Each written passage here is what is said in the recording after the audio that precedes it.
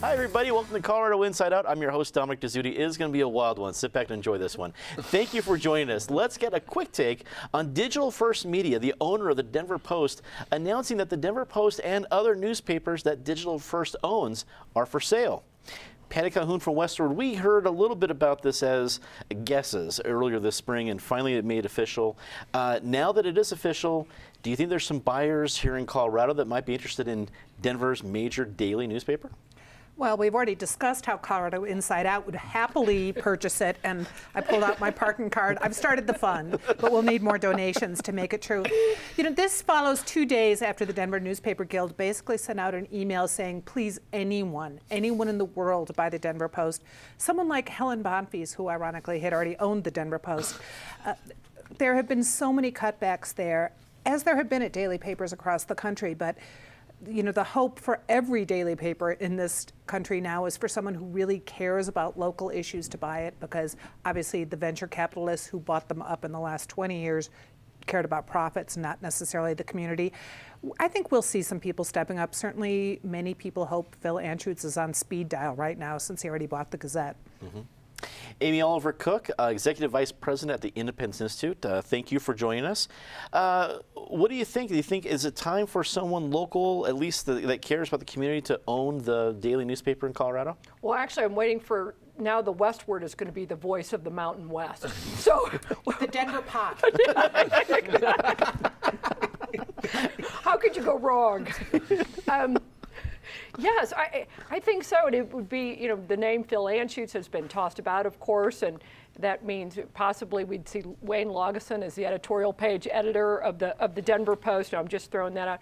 But the important thing is we don't want to lose any voice. And so the Denver Post remaining a Denver newspaper is important, as well as Longmont Times-Call, Boulder Daily Camera. I mean, those communities count on those newspapers. So here's from somebody who also, you know, we have a local newspaper where I'm from, and those are important resources networking for those local newspapers. So let's hope it stays local.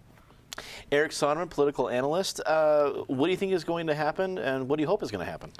I think there are all kinds of naming rights possibilities here. I mean, the Denver Pot is not bad. You only have to lose one letter. But I'm thinking of, you know, the Sports Authority Post or the Coors Post, or I mean, all kinds of naming rights. We'll see. What's been said is right.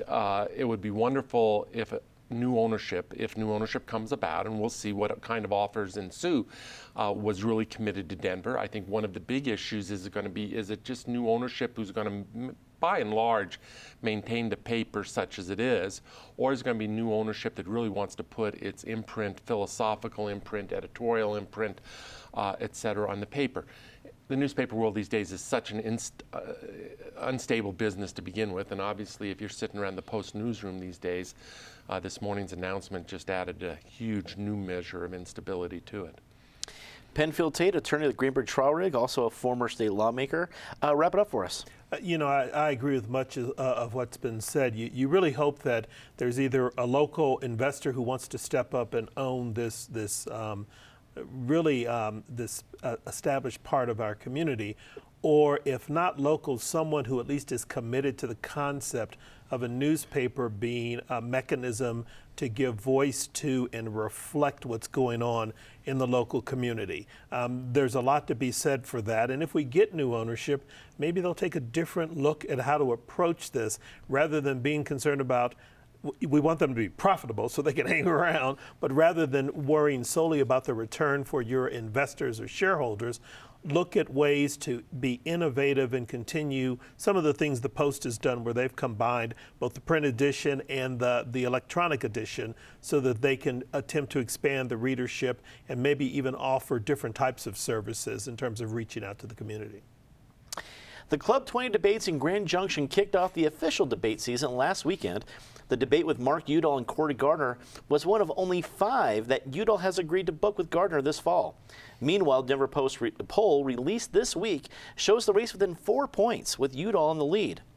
Patty, there's a bunch to unpack here. We've got polling. We have 5 debates total over one of the biggest Senate races in the country. Take your pick. Start us off. Well, there were a couple surprises this past weekend. One was that when people thought there were going to be many more debates between Udall and Gardner, including one here at this station, then all of a sudden after Club 20, Udall pulled out of several of them, many of them, including ones that were being sponsored by different TV outlets here in the city, which is not a good way to make friends with TV outlets that were planning on running them. Even though Udall says he's very, very busy, and that's why he can't do it, because he's busy being a senator and maybe climbing some mountains in the meantime. There's 56 14ers in Colorado. That's a lot of mountains. Right. Although he's got a head start on most of us, let's face it. He could always do one from the top of, challenge Cory Gardner, which might be a good thing to do, but it would make him look a lot more energetic.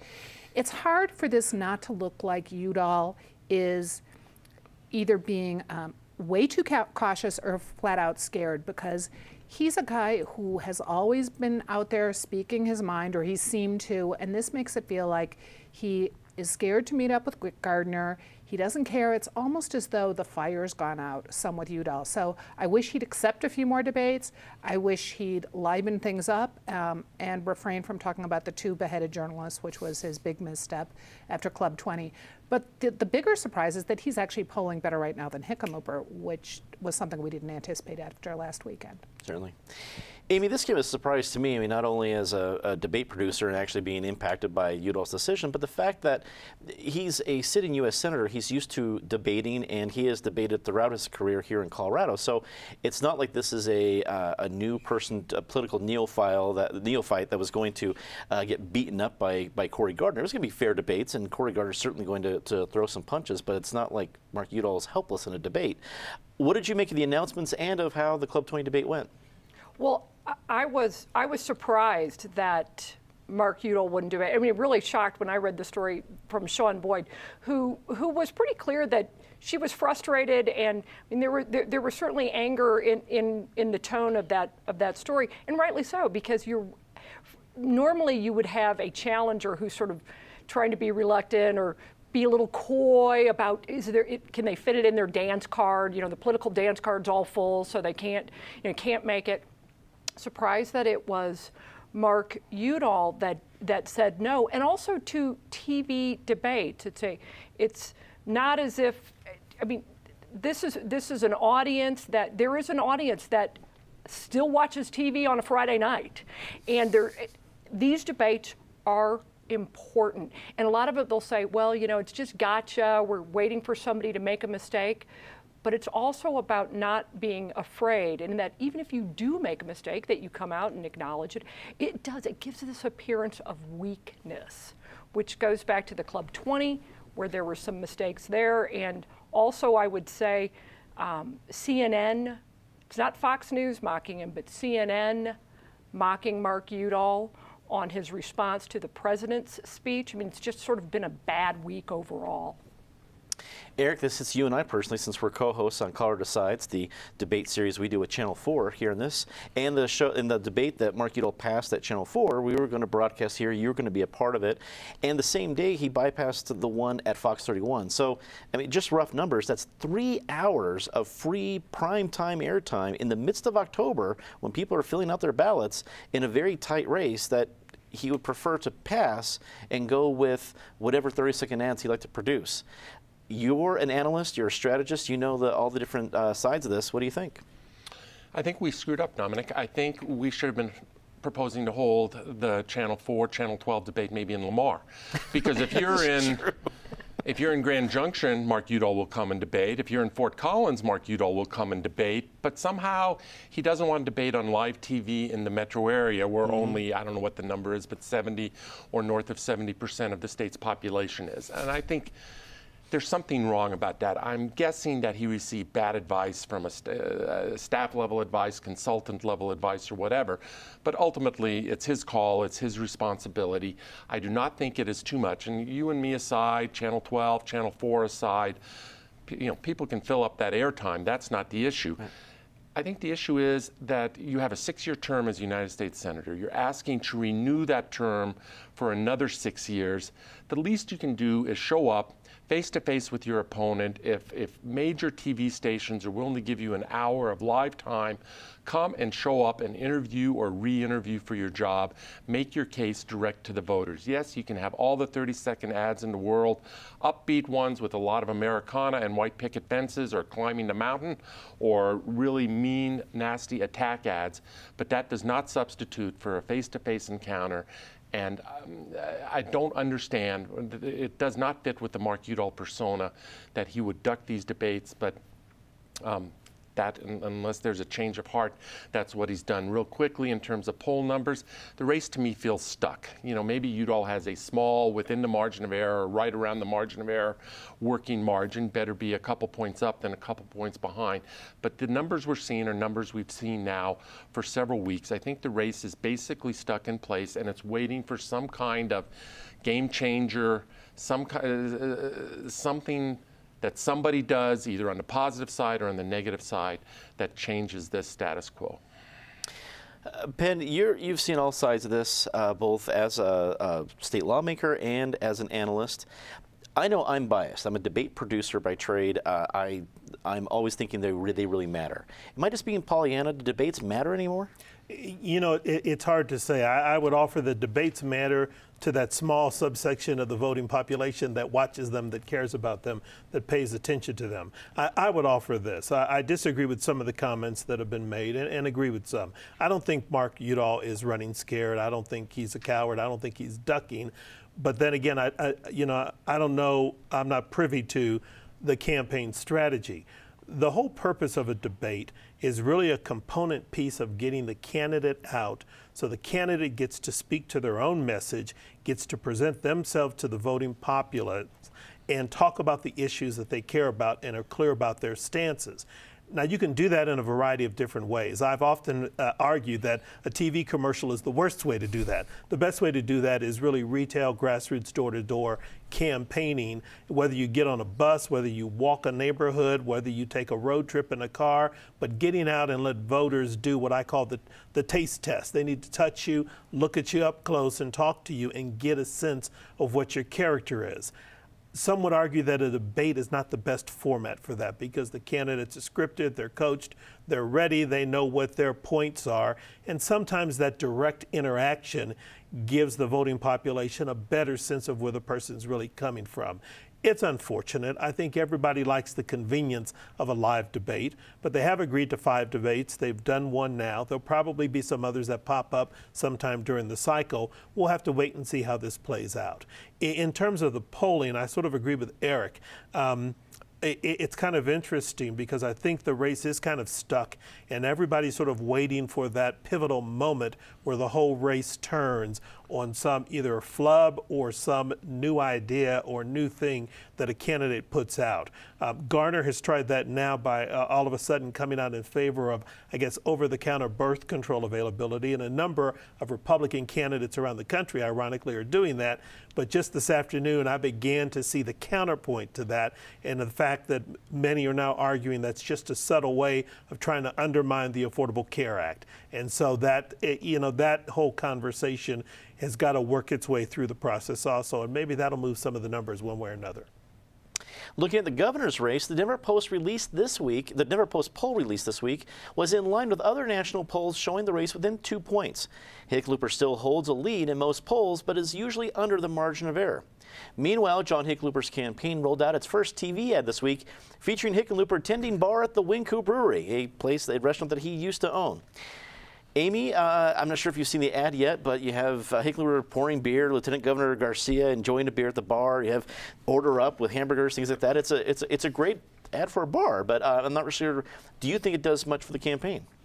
Well, interesting on that, especially when you take what drilling down what the poll said, there was a line in that poll that said, and I think it flies in the face of that sort of aw shucks, brewmaster, nice guy, moderate.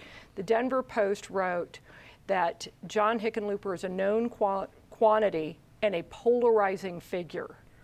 So it's interesting that that was in that article, and then you have at the same time, you have this guy who's trying to be this brewmaster, this is what we do, and yet when you face the issues that Colorado has faced with Nathan Dunlap and gun control and the war on rural Colorado, that aw shucks, hey, listen, I just serve beer and order up or serve food. It doesn't play well, and I can tell you, as somebody who just came back from a trip on the Western Slope, it didn't play well there either. Eric, John Hickenlooper has been relatively blessed when it comes to politics, as he has not had to really be in a dogfight. He didn't have to do it when he ran for mayor. When he ran for governor the first time, he just watched the GOP explode and they just had to not screw up. Now he's seemingly in a fight. You look at the polls and everything else. Is he going to have to change his campaign ads, or can he stick to the positive beat that he's used to? We shall see. You used the word blessed. I used the word charmed. John Hickenlooper's had a charmed political life. When he first ran for mayor, he burst onto the scene. He was exactly what the city wanted, with the quirky, paying people's parking meters and riding his scooter around town and whatever. Then he became governor. He may well have won even in a conventional race back in 2010, but that was anything but a conventional race with Tancredo and Dan Mays. And again, he led this charmed life. I think the charmed life continued in the governor's mansion for the first year or two, but it has been a pretty precipitous fall from those levels of popularity to where Amy quoted the Denver Post talking about Hickenlooper as a polarizing figure. The John Hickenlooper that this state was first introduced to was the least polarizing figure in the state, because he was able to find that sweet spot as sort of the nonpartisan guy. He is now in the first really tough hardball race of his political life. We'll see how he responds to that.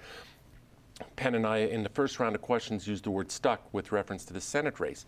There's also a stuck factor in this race, which is John Hickenlooper's re-elect number, which is whatever poll you're looking at, whether it shows Beaupre up by a couple or Hickenlooper up by a couple, Hickenlooper's number is a pretty constant 43, 44, 45. It's right there. That is trouble and precarious territory for any incumbent 5 weeks out from ballots going out, 7 to 8 weeks out from ballots being counted. That is tricky territory. He has pledged not to use negative ads, so he can't himself use negative ads to drive down Beaupre's popularity numbers. But you can bet that there are negative ads being produced now by all these quote-unquote independent groups to try to take the fight to Beaupre. Ben, Eric brings up the point I was going to talk about, which is Beaupre. The same poll in the Denver Post talked about the information that John Hickenlooper is a known quantity, but that Bob Beaupre is just the opposite. Voters didn't know a whole lot about him. This seems like an opportunity for John Hickenlooper to help define that. Do you think he'll let that just be a responsibility of all the other 527s, or will his campaign take that opportunity? I think he's going to have to take it upon himself in his campaign to try to help define Beaupre, and probably the best tool for doing that is contrasting himself with Bob Beaupre on some key policy issues that Coloradans care about. One of the other things that are interesting about the numbers is Beaupre's at a place, sitting at 43, 44%, and a concern for someone who's trying to unseat an incumbent. You've been this far into the campaign and people still don't know who you are, what you stand for, what you're about, and you're a former congressman and you ran for governor once before. Something's wrong with this picture, and we talked about it before. What I find interesting is, during the primary, a number of us around this table didn't think that Bob was going to be the Republican nominee for the office, but he is now, and he still hasn't made that splash. He hasn't made that impact in terms of awareness with the voter or on key issues. And it will be interesting to see what the 527s do, because Hickenlooper has got to stay positive. That's his brand. If Beaupre's people go negative and continue to go even more negative, that may flip on them. And he'll be then cast as that bad guy who's saying awful stuff about the quirky guy who we may not agree with everything he does, but at least he's not a nasty guy. Patty, wrap it up for us. Well, maybe Hickenlooper can take Beaupre's polling figures, the people who say they don't know anything about him, to tout his big accomplishment, which is bringing jobs, bringing businesses here. Beaupre ran for governor 8 years ago. He lost by 15 points to Bill Ritter, who no one would say was personality plus as a politician. And people still don't know who Bob Beaupre is. Maybe that many new jobs have come to Colorado and that many new people have moved in to skew it so that 36% say they don't know who Bob Beaupre is. I think as you really look at it, you think, what was different in 2006? We had George Bush there. People were upset with the incumbents in Washington. Well, now we've got people upset with the incumbents in Washington too. But I think we will start seeing some movement as soon as people take more of a look at Beaupre. You really wonder what has changed things in 8 years that he would suddenly be so close to the incumbent when he was 15 points behind Bill Ritter. Let's get a quick take on this topic. 2 major anniversaries occurred this week. The nation commemorated the 13th anniversary of the 9/11 attacks on Thursday, and this week marked 1 year since the historic flooding devastated many parts of Colorado. Erica, your quick take, what do you think of the progress made so far after the devastating flooding last year? Well, without that flooding last year, I don't know what all these candidates would do for campaign footage. That's very true. Because you can't turn on your television these days without seeing all these ads of how everyone responded. Serious note, I think there's been substantial recovery, and people deserve some credit for that recovery. Now, there are incredible number of human stories of people who lost a lot or lost all, and not everyone has recovered that. And you need to remember that this is not just a macro story, it's also very much a micro story of individual people, individual homes, individual farms that have not all come back, and there's still a lot of suffering out there. On a national level, we think 13 years since 9/11 is a long time. It is indeed a long time, but we're reminded, whether it's by ISIL or whatever, that this remains the issue of our age, and that issue has not gone away. Penn, your take. I agree. Both instances show the resilience of the American people in our community. Locally, we are recovering from the floods, but there's still a long way to go. There's still people who are adversely impacted, who are suffering, who continue to need the collective help of the community and we're appropriate government. On a national level, you know, September 11th, and it's always a mixed blessing for me because it's also my mother's birthday on September 11th. So I was talking to her saying happy birthday as I watched a plane fly into the World Trade Center. But it also reminds us that the world for us changed that day, and it really has never been the same since. It has been a part of our consciousness and our reality from that day forward. Patty, what do you think? Well, it's incredible that these two anniversaries align. I'm going to stick with the local. Colorado did do a very good job at dealing with this flood. That is something that Hickenlooper's administration can take credit for. Look at the roads that were rebuilt in record time last year. By December, they opened early. And it is not done yet. Melly Arbino, who's in charge for the state of continuing work with disaster relief, is doing a good job. And there are a lot of events this weekend, including Viva Lions on Saturday. Good opportunities to go out and support the communities that are still suffering. Amy, you're from Weld County, one of the counties hit hardest. What do you think of the progress? Well, interesting. A year ago, I was supposed to be on this panel and couldn't because I got a phone call that I should get home right away, that I wouldn't be able to make it home. And it turned out to be wise advice. I was one of the last people to make it. Highway 85 was already shut down. I-25 was shut down.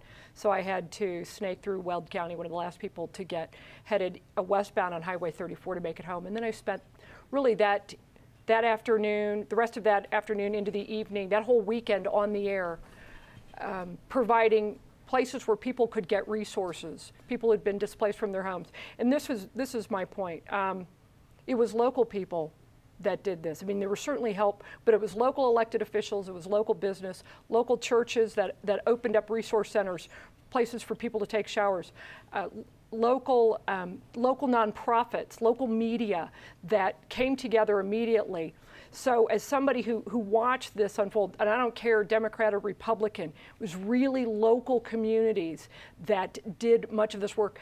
Noble came, they didn't do a press release or anything, they just quickly built a bunch of facilities so kids could get back to school. It was local people who recovered from these floods.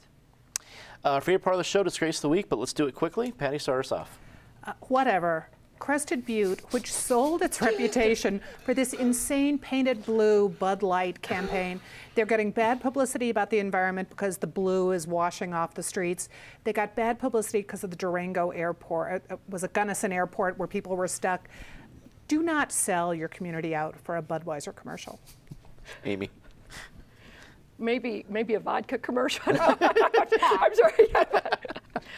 This goes back to the floods, and it would be the doubling down by the Udall campaign on reacting to criticism from the initial ad on the floods, criticizing Cory Gardner. Just don't do it again. Leave it alone. Let these people, the local people, take credit.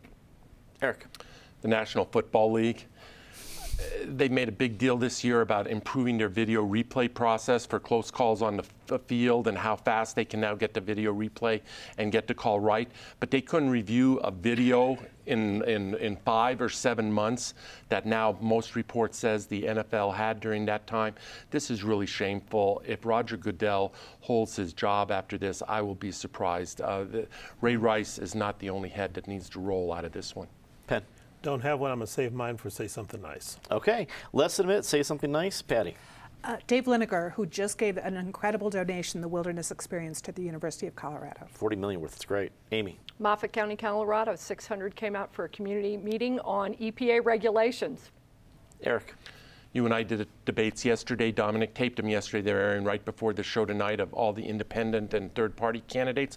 2 in particular, a guy named Steve Shogan running for the U.S. Senate, a guy named Mike Donovan running for governor, both as independents. Neither one of them is going to be elected. They're probably bright enough to know that, but they're both thoughtful, well-spoken people. It was a pleasure to spend a half hour with the 2 of them. Penn. I was out of town when it happened last week, but we lost a true community treasure and trustee in Edna Mosley. She was a trailblazer in so many ways, being one of the founders of Women's Bank, one of the first African Americans elected to the Aurora City Council, where she served 12 years. Being in the inaugural graduating class from Metro State, she will truly be missed, and it'll be a long time before we see someone else like her come our way again. Hear, hear. That's all the time we have tonight. Thanks for tuning in. We want to let you know about the rededication of Colorado's replica of the Liberty Bell. That's right, we have our own replica of the Liberty Bell, and it's rededicating happening this next Wednesday, September 17th at 10:30 right in front of the state capitol. The event is sponsored by the Daughters of the American Revolution, and more information is available on our website. Also, we kicked off our own debate season this week, as Eric said. Colorado Decides is back with a full slate of debates every Friday at 7 and 7:30 from now until Election Day. We also have every debate available on cpt12.org, so be sure to check that out. For everyone here on Channel 12, I'm Dominic Dezzutti. Thanks for watching. Good night.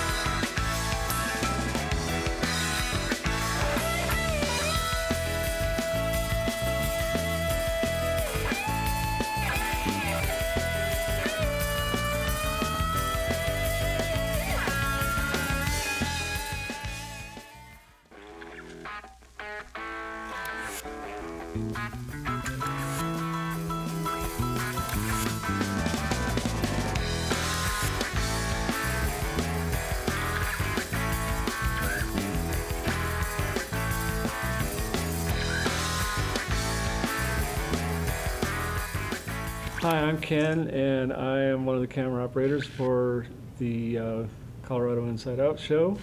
There's a reason that I'm behind the camera most of the time, all the time, because I'm too damn pretty to be in front of it.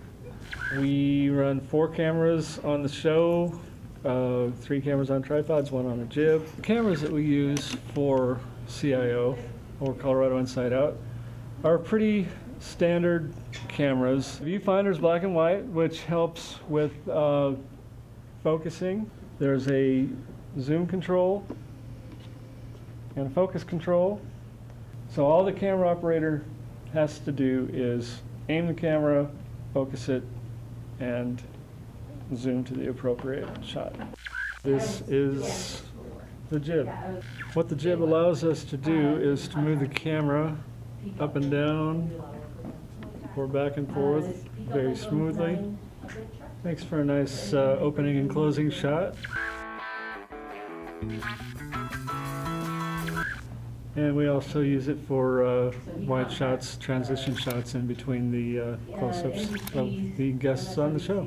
We can pan and tilt as the camera goes up and down. We can get really high shots, we can get really low shots, and everything in between.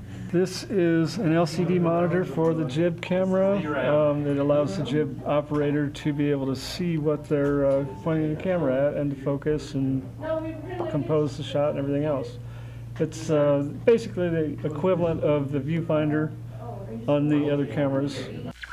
Right now what's going on is the cameras are being chipped. That consists of all the cameras aimed at the chip chart, which has all of the different shades of gray from black to white and the different colors. Chip chart is lit with our typical lighting that we're going to use on the show. And basically what is going on right now is the engineer is adjusting all the cameras so that they match. I'm getting a close-up of Gabrielle there, and then a medium shot, as you can tell, if you so wish, so that Ryan in the booth can adjust the lights to make her look pretty, which she does naturally, so it's not very difficult. You get to listen to the headphones of all the jokes that they're saying in the rooms. That's pretty fun. Yeah, trying to decipher whether they're calling out cues to you or they're just making jokes. Ciao, everyone. CIO for Friday. Great stuff. Move around. Make sure you move around so everybody knows it's handheld. That's it. I'm done.